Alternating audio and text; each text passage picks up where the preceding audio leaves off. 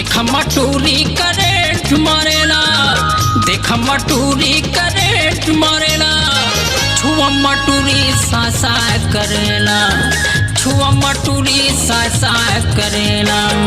देख मटूरी करेंट मारेला, देख मटूरी करेंट मारेला, छुआ मटूरी सासा करेला, छुआ मटूरी सासा करेला।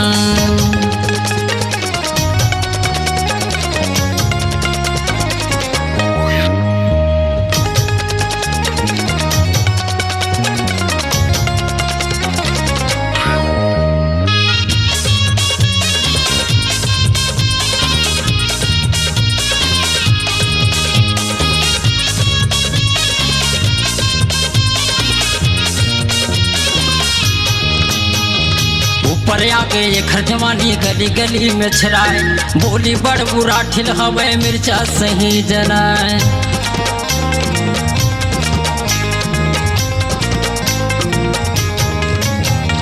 ऊपर आगे खरजवानी गली गली में छराए, बोली बड़ बुरा ठिल हवे मिर्चा सही जलाए, बोली बड़ बुरा ठिल हवे मिर्चा सही जलाए। आतर गुलाल ते बसे ठुमारेला, आतर गुलाल ते बसे ठुमारेला, छुआ मटूरी सासा करेला, छुआ मटूरी सासा करेला।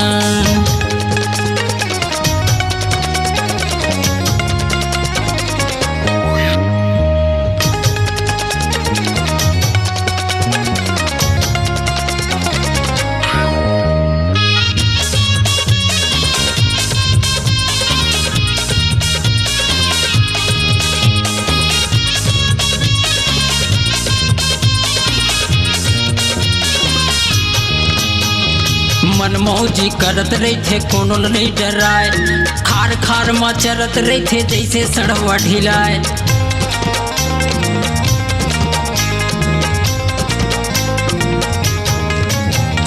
मनमौजी करत रही थे कोनो नहीं डराए, खार खार में चरत रही थे जैसे सड़वा ढिलाए, खार खार में चरत रही थे जैसे सड़वा ढिलाए। नौ छठा टूराला परेशान करेला, नौ छठा टूराला परेशान करेला, छुआ मटूरी सासा करेला, छुआ मटूरी सासा करेला, छुआ मटूरी सासा करेला, छुआ मटूरी सासा करेला।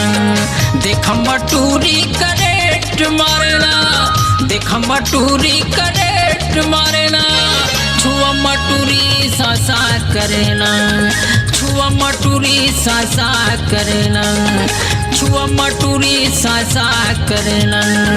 बोला मटूरी सासा करेला, देख मटूरी सासा करेला, रेंग मटूरी सासा करेला। अपनी आवाज को दीजिए एक नया मुकाम। डिजिटल रिकॉर्डिंग की दुनिया का जाना पहचाना नाम स्वरांजलि, जहां गूंजती हैं ध्वनियां अपनी माटी की सौंधी सुगंध के साथ। छत्तीसगढ़ी संगीत के विविध रंग जो पहुंचाते हैं पूरे प्रदेश में डिजिटल रिकॉर्डिंग के संग। स्वरांजलि स्टूडियो, नेमीचंद गली नंबर 2, गंजपारा, रायपुर।